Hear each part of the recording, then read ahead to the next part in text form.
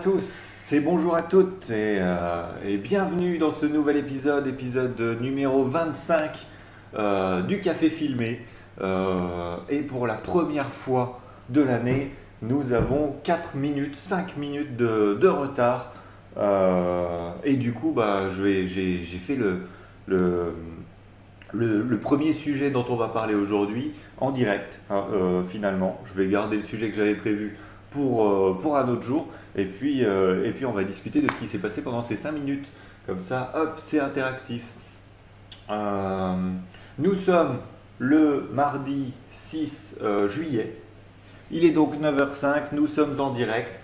Mon ordinateur me dit qu'il pleut. Quand je regarde par la fenêtre, je confirme, c'est dire. C'est l'été et l'été. Un été comme on les aime, un été où on a le droit de sortir de chez soi pour profiter de cette pluie. Et ça, c'est bien. Comment allez-vous? Comment allez-vous? N'hésitez pas, hein, du coup, hein, s'il y a des petites coupures, n'hésitez pas à me dire dans le chat comment vous allez. On discutera dans le chat le temps que ça revienne. Ça a duré 3 secondes. On est reparti et on embrayera directement sur le programme. Donc vous avez l'habitude, hein, maintenant, enfin vous avez l'habitude, c'est que depuis la semaine dernière qu'on le fait. On a un petit programme qui est préparé, il est bien écrit. Si vous suivez les autres réseaux, vous connaissez un peu le programme. J'ai légèrement teasé le programme cette semaine et il y a 5 minutes, il y a 10 minutes maintenant du coup vu qu'on est en retard. Et donc nous aurons, comme la semaine dernière, une astuce du jour. Une astuce du jour pour éviter d'être en retard quand vous prévoyez un live. On embrayera tout de suite après sur une actualité qui n'est pas du tout une actualité immobilière, mais qui a une actualité qui a sa place dans une émission qui s'appelle Café Filmé. Je vous en dis pas plus parce que sinon, autant que je vous donne l'actualité tout de suite. Tout de suite après, une information extrêmement importante, une actualité, donc c'est tombé cette semaine, mais c'est une décision de justice de la semaine dernière, de fin juin, qui est très importante, qui rabat un peu, enfin qui rabat pas du tout les cartes, mais qui va faire que les vendeurs devront être encore plus vigilants que ce que je disais, parce que vous le savez, je vous distille beaucoup de conseils pour que vos transactions immobilières se passent bien. Et eh bien, on aura une nouvelle vigilance à avoir sur un nouveau point. Et ça, c'est très important. Donc, si vous êtes en train de penser à vendre ou si vous êtes en vente, c'est pour vous. Il faudra bien le marquer dans votre tête pour éviter les problèmes. Ensuite, on terminera sur une question qui m'a été posée donc, par quelqu'un qui me suit sur les réseaux. Donc vous le savez, hein, à chaque fois je vous demande de me poser des questions. Eh bien, on inaugure aujourd'hui avec une vraie question qui a été vraiment posée par quelqu'un qui existe dans la vraie vie. Salut Philippe, si tu me regardes. Puis sinon, j'espère que tu regarderas au moins le replay, vu que je te répondrai dans cette vidéo. Et si vous voudrez faire comme lui, ce sera toujours la même chose. Commentaire, téléphone, vous n'hésitez pas, vous m'envoyez un SMS, un coup de fil, vous m'invitez boire un café ou une bière et je noterai votre question et puis on en fera un sujet d'une émission ou d'une vidéo. Et puis ce sera déjà pas mal pour aujourd'hui. Moi, c'est tout ce que j'ai noté sur ma petite feuille. Donc on va commencer gentiment. L'astuce. Ouah, et les caméras aujourd'hui. Hop, voilà. On va faire ça tout propre. Voilà. C'est mieux. Voilà. On est en retard, mais on fait les choses bien. Hop. Et du coup, tant qu'à faire, je me suis amusé à faire des écrans différents, et bien on va s'amuser avec nos écrans différents. Donc aujourd'hui, là tout de suite maintenant, hop, astuce du jour, c'est écrit juste au-dessus de moi, comme ça si vous me rejoignez en cours, eh bien vous le savez de quoi on parle. L'astuce du jour, eh bien c'est ce qui vient de m'arriver. Donc 5 minutes en retard sur le live. Je trouvais pas pourquoi ça marchait pas. Ça marchait pas, il n'y avait pas de son, il n'y avait pas d'image. Ben, la prochaine fois, Si vous voulez faire un live donc avec de l'image et du son, n'oubliez pas de brancher votre prise USB. On n'y pense pas assez, hein. C'est le matériel, souvent il bouge pas, soyons honnêtes. De moins en moins il bouge. J'ai installé, on a déjà vu, hein, des photos du matériel avec les deux ordinateurs, la lampe, la caméra. J'ai tout installé dans mon salon. Au début, je démonte et je remontais, hein, à chaque fin d'émission et à chaque début d'émission. Soyons honnêtes, comme tout le monde, au bout d'un moment, ça reste statique. Là, non, du coup, ce week-end, j'avais effectivement démonté mon setup. Je l'ai remonté, pas pressé, c'est bon, on est dans les temps. Maintenant, de toute façon, on arrête de mettre une introduction de 10 minutes, ça sert à rien. On est tout de suite dans le vif du sujet.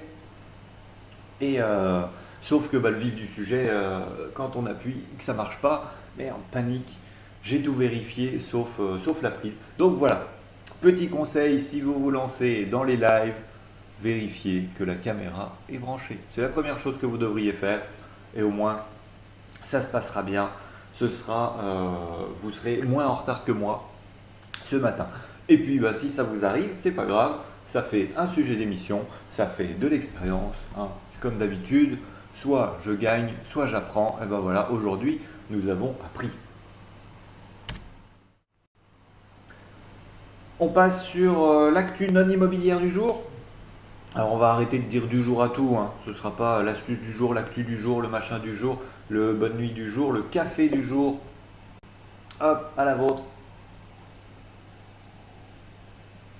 Mais donc l'actu non immobilière, j'ai pas d'écran, hein, pour celle-là, non, hein, je me suis pas amusé à faire des écrans à chaque fois que je dis quelque chose, donc on n'aura pas un bandeau marqué l'actu non immobilière. Mais c'était une actualité qui m'a plu, enfin qui m'a fait rire quand je l'ai lu. Hop. Nous allons voir grâce à ces news pourquoi il ne faut pas boire du café à jeun. Et donc c'est très important vu que notre émission s'appelle Café filmé et que vous me voyez beaucoup boire du café. Alors je devrais mettre le bandeau comme dans certaines émissions. Attention, hein, cette scène est réalisée par un professionnel, donc je bois du café de manière professionnelle, hein. Faites attention chez vous, ne faites pas comme moi. Mais donc, café à jeun, pas bonne idée, hein. Alors, qu'est-ce qu'on peut avoir? Inflammation des muqueuses de l'estomac, la caféine qui stimule les intestins et a des effets laxatifs, des remontées acides, des brûlures d'estomac, des troubles gastriques. Bon appétit si vous êtes en plein petit déjeuner, je suis peut-être en train de vous éviter ça. Donc la solution pour éviter tout ça, c'est de ne pas boire du café à jeun, vu que c'est le titre de l'article, hein. Donc pour ne pas boire du café à jeun, il faut mieux manger une biscotte beurrée, quelques amandes, un œuf, tout autre aliment qui vous fait plaisir. En gros, hein, manger, c'est tout. C'est le seul conseil qu'on peut vous donner. J'aurais peut-être dû mettre ça dans l'astuce du jour finalement. Effectivement, l'astuce du jour, manger. C'est très important de manger. Encore plus avant le café. Surtout pas de lait. Alors, surtout pas de lait parce qu'effectivement, le lait et le café, donc ils le disent ici, ça fait coaguler la caséine et c'est pas cool. C'est pas cool dans votre corps, donc pas de lait, pas de décaféiné. Alors, il y a des décaféinés qui sont mieux faits aujourd'hui, mais la majorité des décaféinés sont faits de manière violente et du coup, c'est pas bon non plus pour votre corps. Mais comme on n'est pas dans une émission de santé sur France 5, je ne dirai pas, parce que je ne l'ai pas en tête, la façon de faire du café décaféiné. Ce sera peut-être le sujet d'une autre émission. Et puis, qu'est-ce qu'on sait? Ah oui, par contre, hein, le café très bon. Café, c'est stimulant pour le cerveau, ça on en a besoin, il faut nous stimuler.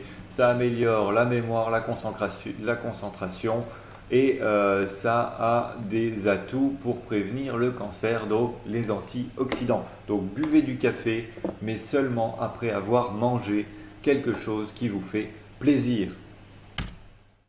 Si ça c'était pas de l'actualité, je sais pas ce que c'est. Vous l'avez vu dans le programme, pas de sondage aujourd'hui. Non, je n'ai pas envie de vous sonder, j'ai pas envie de vous poser de questions. Aujourd'hui, je suis tout seul, je fais l'émission tout seul. Donc, j'imagine que s'il y a plus de monde que d'habitude, c'est parce que je vous ai teasé sur l'information importante pour les vendeurs. Ça a marché, haha. Tant mieux. Il faudra que je fasse ça beaucoup plus souvent. Non, et par contre, c'est réellement important. J'ai pas joué le journaliste qui essaye d'attirer avec un titre accrocheur. Non, c'est une information qui est réellement importante, qui change tout. C'est pas moi qui l'invente, c'est pas dans la presse. Enfin, si, c'est dans la presse probablement. Mais c'est surtout un arrêté de la Cour de cassation. Donc, si la Cour de cassation a décidé quelque chose, ça peut piquer violent pour la suite. Alors, je vous mets le site de la Cour de cassation. Je vous collerai même le lien dans les commentaires. Le texte, c'est un texte juridique. Il me faudrait un intervenant qui s'y connaît en droit. Parce que le texte, si vous le lisez, il va vous donner mal à la tête, clairement. Euh, voilà, c'est. Bon, alors déjà, il faut avoir la petite gymnastique des Madame S, Madame G, propriétaire J, du décès, de machin, Madame Y, c'était ici, c'était Madame G, épouse Y. On comprend rien. On comprend rien à comment c'est écrit déjà. Ensuite, il y a beaucoup de choses pour dire non. Parce que tout ça, en fait, tout ce qu'on voit là, voilà, par ces motifs, la Cour rejette. Mais rejette quoi? Et c'est là où c'est important, c'est qu'on est sur un sujet immobilier, bien évidemment, et on est sur un sujet important. La Cour de cassation a rejeté donc le 23 juin 2021 la demande d'un vendeur de se rétracter d'une vente, purement et simplement. Donc, vous le savez parce que je le dis souvent, régulièrement, dans le processus de vente, il y a un déséquilibre entre vendeur et acheteur, dans le sens où l'acheteur peut plus ou moins se barrer de la transaction quand il veut. Déjà parce que jusqu'à la signature du compromis, il est tenu à rien. Ensuite, avec le compromis, il va avoir 11 jours de réflexion où il va pouvoir se rétracter aucune, euh, sans, sans aucun motif. Donc juste, non, finalement, je veux pas. Et hop, salut, ciao. Ensuite, on aura probablement signé un compromis avec des clauses suspensives, que ce soit les diagnostics, mais là du coup c'est de la faute du vendeur, mais surtout la clause suspensive du crédit immobilier. Donc en gros, même passé les 11 jours, il va voir le banquier, il aura encore un délai, on parle de 4 à 6 semaines, parce que les banques sont très longues en ce moment, surtout en ce moment pour donner des crédits. Donc comptez minimum 40 jours, maximum 60 jours, parce qu'on ne va pas non plus abuser. Mais pendant ces 60 jours-là, l'acquéreur peut dire bah, désolé, finalement, j'ai pas l'argent, je n'achète pas. Ça, c'est le processus côté vendeur, côté acquéreur. Alors que ce soit promesse de vente ou comme ici, hein, c'est pas si c'est une promesse de vente. Voilà, promesse de vente ou compromis. Dans un sens, le compromis verrouille un peu plus l'acquéreur, mais là, le cas de figure que je viens de décrire, c'est le compromis. Donc il est verrouillé, sauf si clause suspensive. Donc comme il y aura toujours des clauses suspensives et les 11 jours, il n'est pas verrouillé. Promesse de vente, il est encore plus libre. C'est le vendeur qui effectivement promet la vente à l'acquéreur et l'acquéreur, lui, il dit oui ou non quand il veut jusqu'à une date fixée. Donc si vous dites dans la promesse de vente, vous avez 6 mois pour vous décider. Pendant 6 mois, l'acquéreur il fait ce qu'il veut.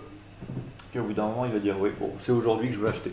Et puis pendant les 6 mois, à tout moment, il peut dire non, finalement non, ça ne me plaît pas, ça ne m'intéresse plus. Donc promesse de vente, compromis, globalement, on a un peu plus de verrouillage sur le compromis. C'est bilatéral. Promesse de vente, c'est purement unilatéral. Le vendeur est engagé, l'acquéreur ne l'est pas du tout. Compromis, le vendeur est engagé, l'acquéreur est engagé, sauf conditions suspensives, clause suspensive. Pour le vendeur, par contre, du coup, on le sait, dès l'acceptation de l'offre, c'est verrouillé, c'est fermé. Donc si quelqu'un vous dit bonjour, je veux acheter votre maison, donc deux cas de figure, trois cas de figure, allez, trois, bon, on va dire trois comme ça, parce que peut-être qu'il y en a un quatrième et que du coup je ne l'ai pas encore compté dans ma tête. Donc trois cas de figure. Premier cas de figure, PAP, vous avez décidé de vendre tout seul, comme la majorité des gens aujourd'hui. Hein. C'est 80% des vendeurs veulent vendre tout seul et au final 30% des transactions immobilières se font de PAP. Donc vous calculez le taux de réussite chez vous pour savoir si vous allez y arriver. Vous êtes en PAP, vous avez mis votre maison à 150 000 euros, vous avez un message sur le bon coin, bonjour, j'accepte de vous acheter votre maison à 150 000 euros, c'est fermé, c'est fini. Vous avez mis une annonce avec un prix et un produit, la maison. Un particulier vous dit j'achète au prix ce produit, aux yeux de la loi, c'est verrouillé, vous êtes engagé dans la vente. Le gars a dit j'achète, il achète. Donc premier cas de figure, PAP, vous êtes verrouillé. Deuxième cas de figure, la personne vous dit bonjour, votre maison m'intéresse, mais je vous fais une offre à 140 000 euros. Voilà, vous répondez pas, vous répondez oui, vous répondez non, vous faites ce que vous voulez. Si vous répondez non, ça passe à la suite. Si vous répondez oui, même chose. Vous êtes engagé, vous êtes vendeur, vous avez accepté une offre, c'est écrit, vous êtes verrouillé. Deuxième cas de figure, enfin troisième et quatrième cas de figure, vu qu'on effectivement on était sur trois cas de figure, donc en fait on en aura quatre. Mais oui, c'est trois parce que ce sera le même cas de figure. Vous passez par un professionnel, par moi tant qu'à faire, hein. Vous passez par un professionnel, vous me signez un mandat qui m'autorise à commercialiser votre bien immobilier à 150 000 euros. Si quelqu'un me dit je veux cette maison à 150 000 euros, vous m'avez signé un mandat d'entremise. Mandat d'entremise, ça veut dire que je ne prends pas la décision pour vous. Je gère la vérification de l'acquéreur, je gère la vérification des documents.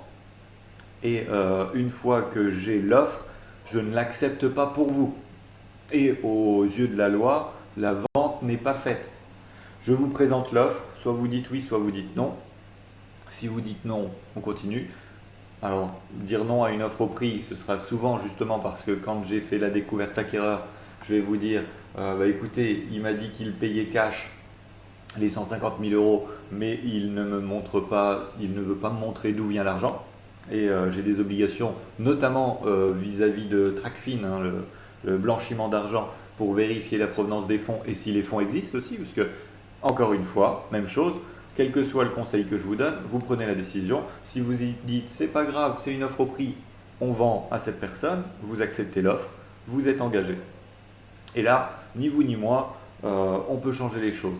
Donc ça c'est le vendeur en fait, à partir du moment où une offre est acceptée, et dans le cas du PAP, et j'insiste encore une fois, à partir du moment où l'offre est au prix que vous aviez demandé, la vente pour vous, elle est verrouillée, l'acquéreur est choisi et vous allez y aller. Donc on arrive au compromis. Le compromis, donc, il peut y avoir encore les 11 jours de rétractation pour l'acquéreur. Il n'y a rien du tout pour le vendeur, jusqu'à l'acte authentique. Et jusque maintenant, on avait quand même effectivement ce fonctionnement de se dire, bah oui, mais du coup, si le vendeur se rétracte, comme il n'a pas le droit de se rétracter, eh bien en fait, il va payer une pénalité à l'acquéreur. Et ça, c'était ce qui était admis de manière commune. Si le vendeur se rétracte après vous avoir dit oui, en tant qu'acquéreur, vous pouvez demander entre 5 et 15% du prix du bien, et généralement autour de 10% en compensation, parce qu'il ne peut pas sortir de la vente. Il avait dit oui, c'est oui, donc à moins de payer les 10%, il ne peut plus refuser la vente. Donc c'était quand même finalement un moyen de refuser la vente. C'était de dire, bah non, finalement c'est non, bah non, vous pouvez pas, enfin si vous pouvez, mais si vous payez 10% de pénalité. Donc en fait on pouvait. Et c'était communément admis d'ailleurs chez les vendeurs, effectivement, quand un vendeur disait, bah finalement je veux plus vendre, limite, voilà, c'était prévu chez le notaire, il y avait un séquestre, et hop, C'était un peu le prix de la liberté. Après, selon certains acquéreurs, vous pouvez aussi finalement expliquer, ben non, j'ai eu un souci de santé, j'ai perdu mon boulot, j'ai fait ceci, j'ai fait cela. Il y a des acquéreurs qui vont aussi dire, bah du coup, non, ouais, on va pas forcément vous demander la pénalité. C'est assez rare, mais ça peut exister. Ça dépendra de la raison du non, finalement, de la vente. Puis ça dépendra aussi surtout de la situation de l'acquéreur. N'oubliez pas qu'en face, vous avez souvent un acquéreur qui lui aussi a vendu sa maison et qui va se retrouver à la porte. Donc il a trouvé derrière la maison de ses rêves, parce que sinon il n'aurait pas fait une offre. Et là, finalement, vous lui dites non. Donc on n'est pas forcément dans une situation saine où on va dire oui, non, mais je vous comprends, d'accord, pas de problème. Non, si en plus, effectivement, il y a le notaire ou le conseiller en immobilier qui dit bah, du coup, si le vendeur se rétracte, vous partez avec 10% du prix de la maison, on va pas dire non à 15 000 euros. Effectivement, on sera triste d'avoir loupé la maison qu'on voulait acheter, mais on aura pris 15 000 euros dans l'histoire. Ça, j'ai envie de dire du coup que c'était avant, parce que c'est exactement ce que vient de ne pas faire la Cour de cassation.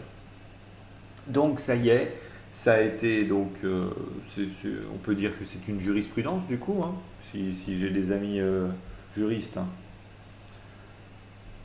Si j'ai des amis juristes dans le coin, n'hésitez pas à me dire si ça rentre dans le cas des jurisprudences ou pas. Mais la Cour de cassation, Madame S était en vente d'une maison, donc c'est la vendresse. Madame G voulait acheter la maison, ça pas de souci. Petit souci à droite, à gauche, finalement je ne veux plus vendre. Donc pas de problème, je paierai une pénalité, c'est la défense. Hein. Il n'y a pas de souci.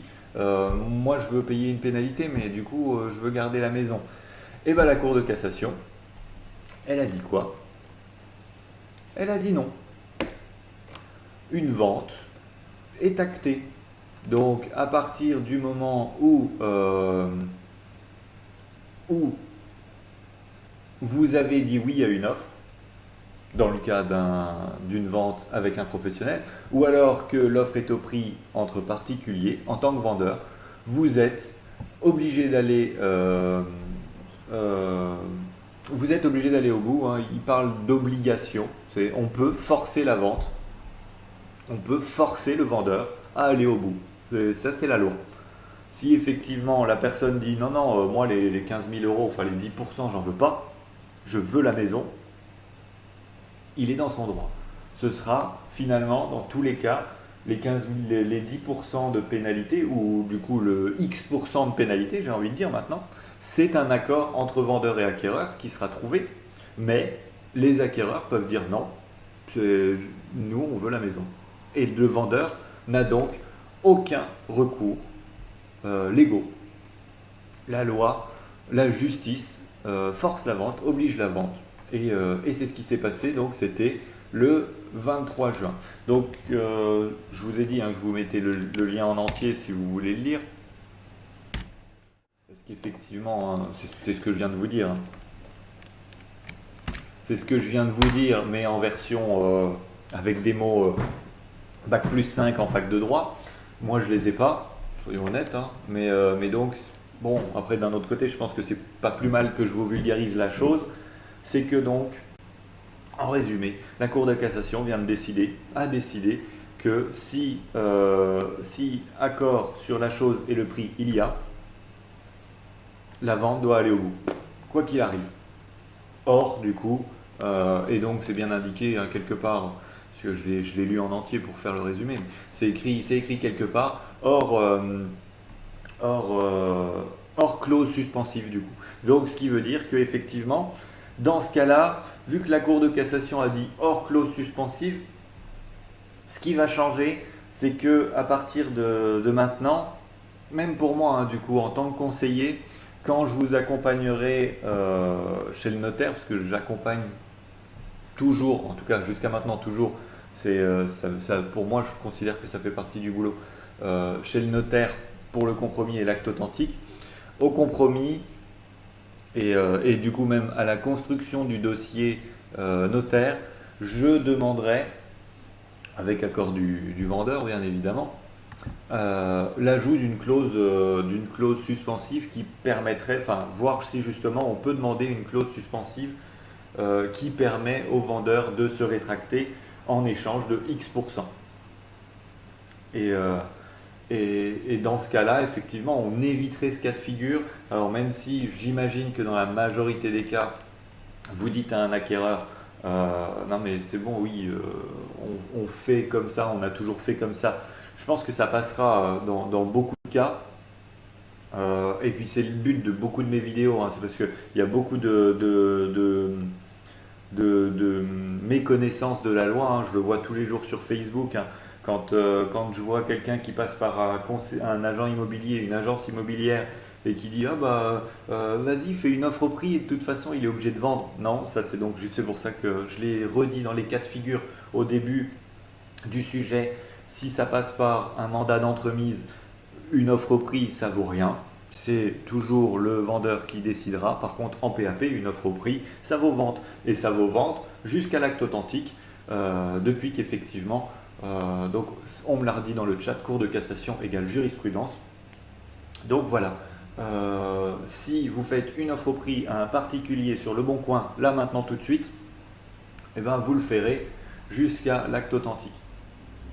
Et c'est plié. Donc en tant que vendeur, puisque j'ai mis le titre côté vendeur et j'avais parlé côté vendeur, faites d'autant plus attention quand vous, déjà si vous vendez seul, parce que offre au prix vendu, et la Cour de cassation confirme, et même du coup, hein, et ça je le redis à chaque fois à mes clients, dès qu'on a une offre, alors je suis ni pro-vendeur ni pro-acquéreur, mais quand on a une offre, on prend le temps d'y réfléchir parce qu'effectivement, si mon client me dit oui à l'offre, on est parti. Ce ne sera pas une demi-heure après, 10 minutes après, une minute après m'avoir confirmé l'offre d'achat.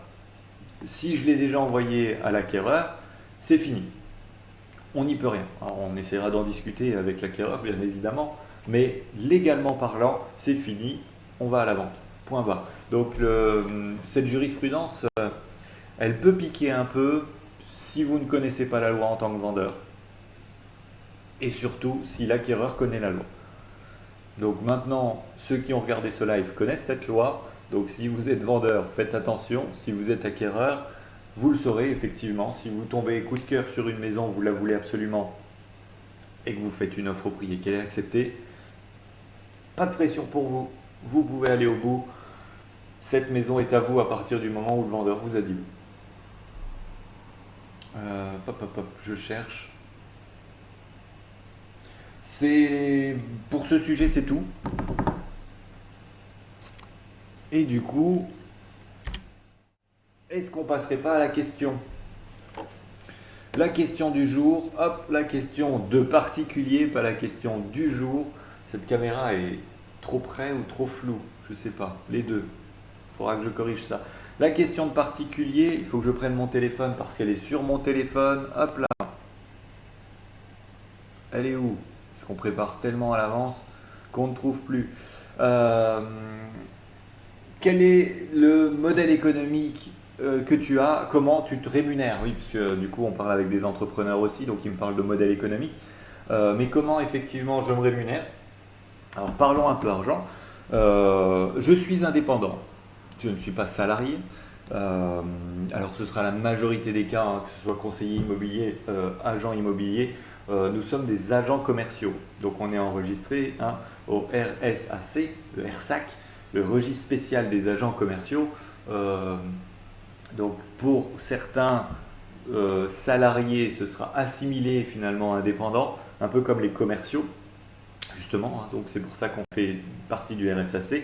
Dans ce cas-là, un agent immobilier peut très bien avoir un salaire fixe, mais ce sera très souvent une avance sur commission.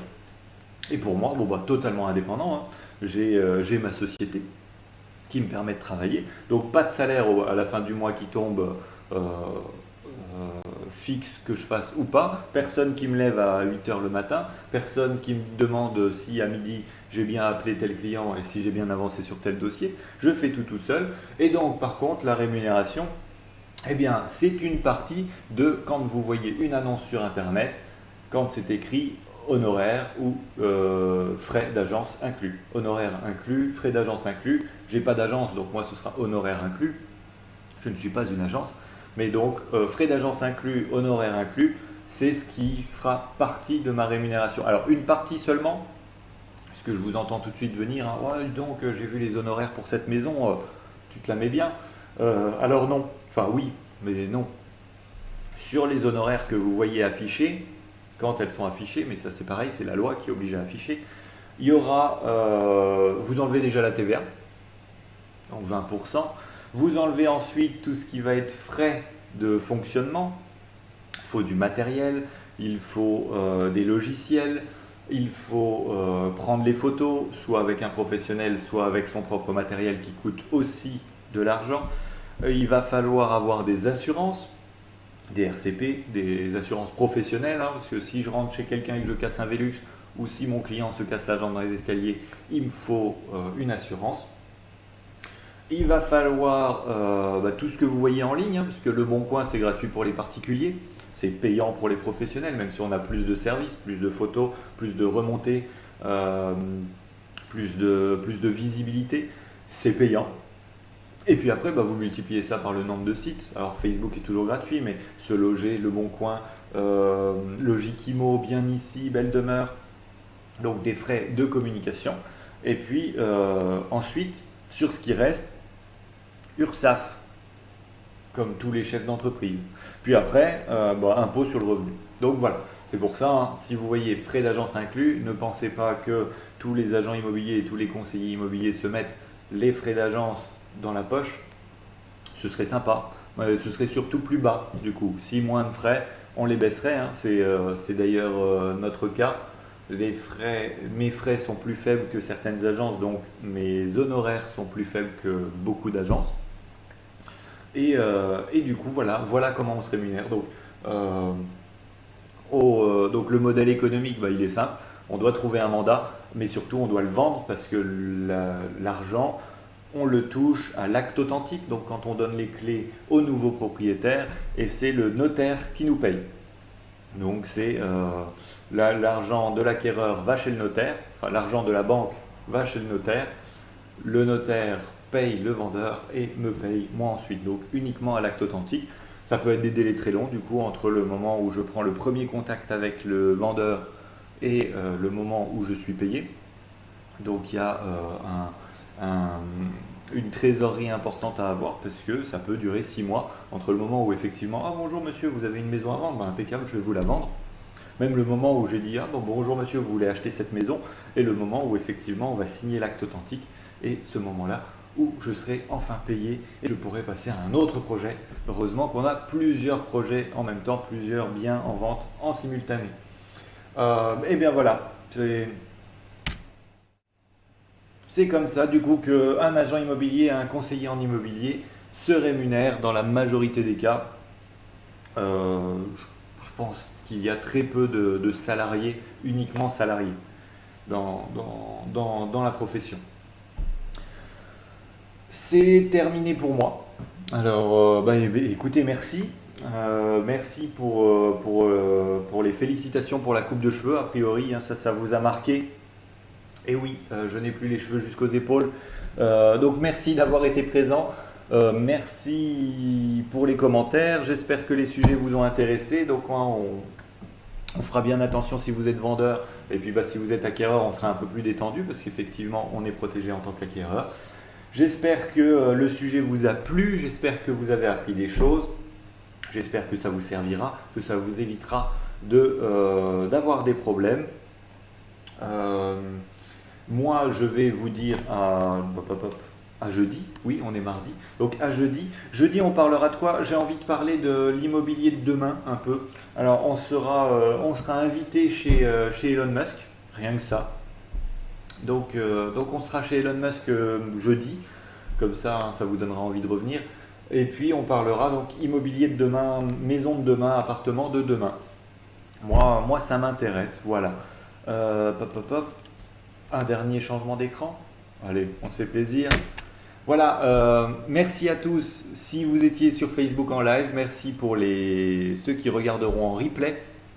Et donc, bonjour YouTube, bonjour à ceux qui ont regardé sur YouTube. Si vous êtes sur YouTube ou sur Facebook, n'oubliez pas le petit pouce du j'aime, le petit partage, la petite inscription ici. Il faut s'inscrire sur la chaîne, la petite cloche et vous aurez, comme tout est bien fait, d'autres vidéos ici qui vont apparaître pour continuer votre périple sur ma chaîne. Vous êtes de plus en plus nombreux à regarder le live et YouTube et ça me fait très plaisir. Surtout que je pensais qu'en juillet et août, il y aurait peut-être un peu moins de monde avec les vacances. A priori, c'est le contraire. Merci beaucoup. Des bisous, une bonne semaine et à jeudi, tout simplement. Ciao, bye bye.